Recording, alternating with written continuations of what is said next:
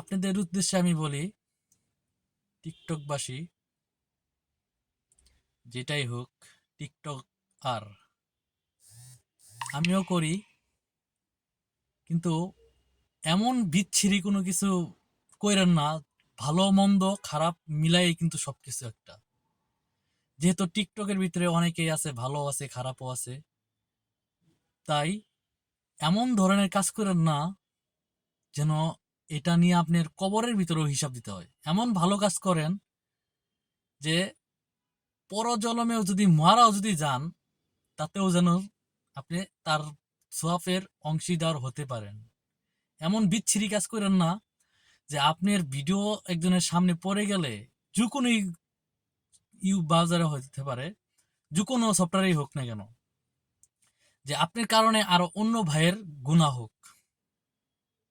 কথাটা অবশ্যই বুঝবেন, আপনারা অনেক জ্ঞানী আশা করি।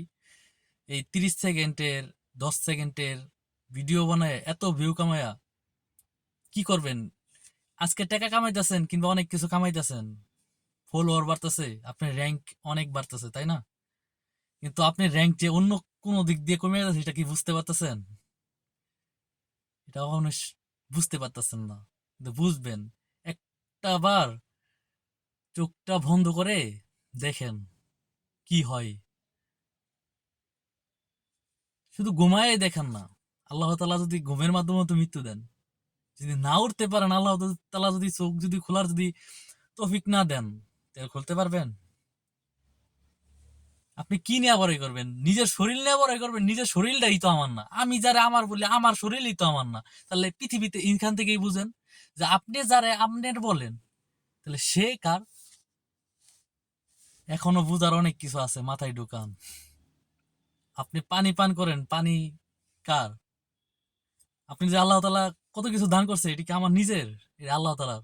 আল্লাহ তাআলা বানাইছেন আমার তার গোলামি করার জন্য। ইনশাল্লাহ বুঝার চেষ্টা করেন। অনেক মাথার ভিতরে বুঝার অনেক কিছু বাকি আছে, মাথায় অনেক কিছু ঢোকাতে হবে ইনশাল্লাহ। ভুল হলে ক্ষমা দৃষ্টিতে দেখবেন।